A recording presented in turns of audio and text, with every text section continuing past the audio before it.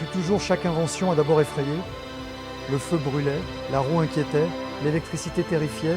À chaque époque, l'inconnu a fait naître la peur parce que le progrès, c'est une remise en question, parce qu'il bouleverse ce que nous croyons immuable. Et aujourd'hui, c'est l'intelligence artificielle qui fait trembler. Une technologie capable d'apprendre, de créer, de parler. Mais si nous regardions le passé, peut-être comprendrions-nous que cette peur n'est pas nouvelle.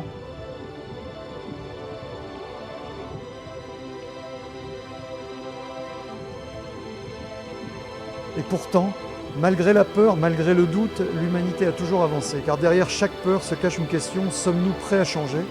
Aujourd'hui, cette question revient. L'intelligence artificielle fascine autant qu'elle effraie, elle imite, elle apprend, elle crée. Certains y voient la fin d'un monde, d'autres le début d'un nouveau. Mais pour comprendre ce qui nous attend, il faut d'abord se souvenir d'où nous venons.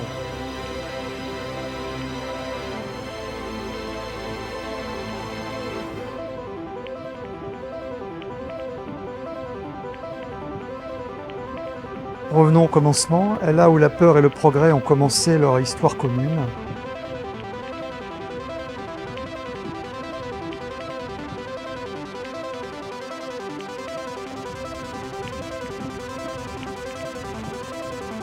Avant l'électricité, avant les machines, l'homme a déjà connu d'autres révolutions, des révolutions qui ont façonné le monde et appris à l'humanité que toute peur peut devenir lumière.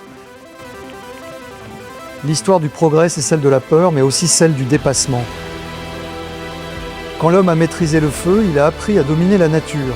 Quand il a inventé l'agriculture, il a créé la société. Quand il a inventé la roue, il a créé le mouvement. Au XIXe siècle, les machines prennent vie, elles remplacent les bras, multiplient la production, accélèrent le temps. Mais dans les usines, la peur grandit, les ouvriers se révoltent, brisent les métiers à tisser. Les Luddites, premier symbole d'une résistance à la technologie, on parle déjà de chômage technologique, d'humanité remplacée. Et pourtant, ces mêmes machines ont ouvert la voie à l'éducation, à la mobilité, à la médecine moderne.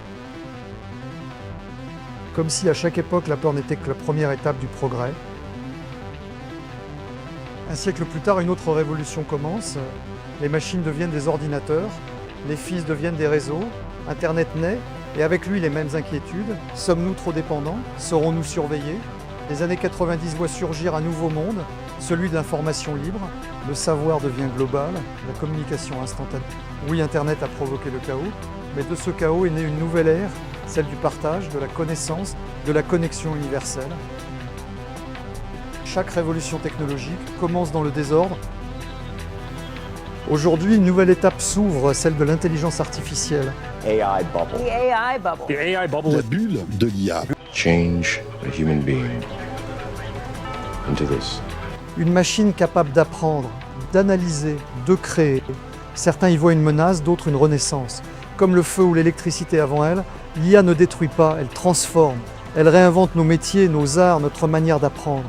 Derrière la peur se cache une promesse, celle d'un monde plus intelligent, plus rapide, plus connecté. Pourtant la peur reste. Peur de perdre nos emplois, peur d'être remplacé, peur de ne plus exister dans un monde de machines.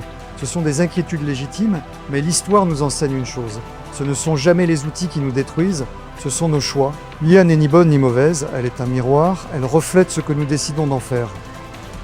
À chaque époque, l'humain s'est adapté et il a appris à vivre avec le feu, à dompter la machine, à naviguer sur Internet. L'IA ne remplacera pas l'humain, elle le prolongera. L'avenir appartiendra à ceux qui sauront collaborer avec la machine, pas la combattre, mais la comprendre.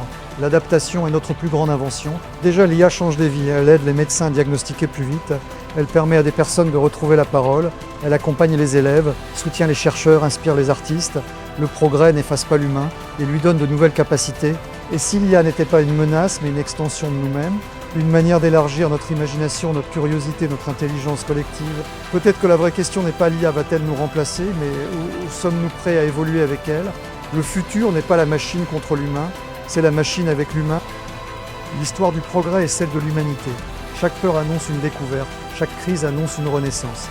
L'intelligence artificielle n'est pas la fin, c'est le commencement, et c'est à nous d'en écrire la suite.